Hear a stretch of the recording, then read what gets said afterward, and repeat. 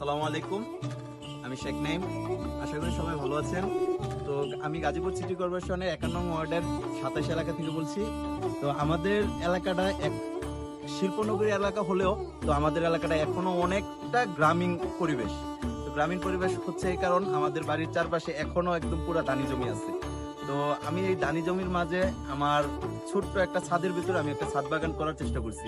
তো ছাদ বাগানটা করার পিছনে একটাই রিজন হচ্ছে, তো আমি 1 বছর আগে যখন আমার ছাদ বাগানটা শুরু করছি তখন আমার ছাদ বাগানে 2-1টা গাছ ছিল।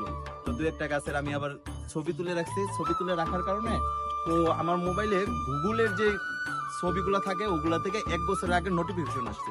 নোটিফিকেশন আসার পর আমি যখন দেখলাম যে আমার ছাদের মানে কি পরিবর্তন, আমার ছাদে আগে 4-5টা গাছ ছিল, এখন আমার ছাদে মানে এতটাই সবুজ যে গাছ, শুধু গাছ আর গাছ। তো সেই জায়গা থেকে আমার নিজের কাছে একটা উৎসাহ প্রদান হইলো যে আসলে আমি আমার 1 বছর আগে যে একটা ছাদ ছিল এখন এতটা পরিবর্তন। তা আমি যদি এই জিনিসগুলা ভিডিও করে মেমোরিজ হিসাবে রাখতে পারতাম তো কোনো নয় কোনো এক সময় বয়সের সাথে সাথে আসলে মানুষের জীবনের সাথে সাথে মানুষের বয়সটা বেড়ে যাচ্ছে। তা আমারও বয়স বাড়ছে, আমার সাথে সবারই পৃথিবীরও বয়স বাড়ছে। তো আসলে কোনো এক সময় যখন এই সময়টা থাকবে না তখন দেখতে ইচ্ছে হইলে যে আমি আসলে কি করছিলাম এই সময়টাতে, সেই জিনিসটা দেখতে পারবো।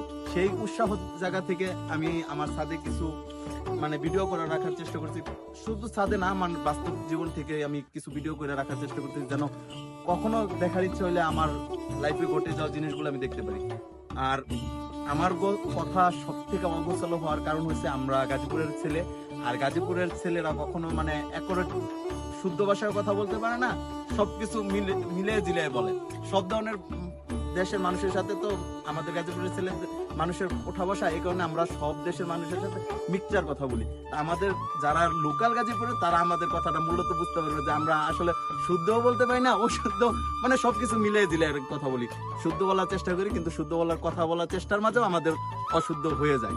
তো যাই হোক, আমার ভুল ভ্রান্তি যাই হোক তার ভিতরে সবাই ক্ষমা দৃষ্টিতে দেখবেন।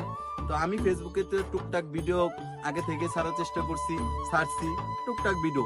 তো এখন চিন্তা করছি যে একটা ইউটিউবে একটা অ্যাকাউন্ট খুলে তো সেই জায়গাতেও কিছু ভিডিও রাখি।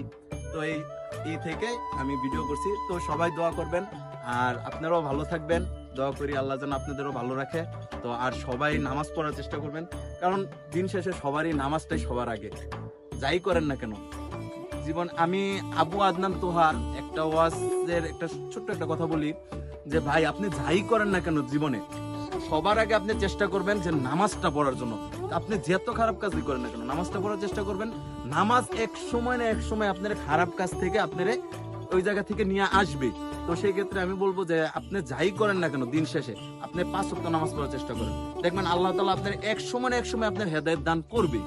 তো ভালো থাকবেন, সালাম আলাইকুম।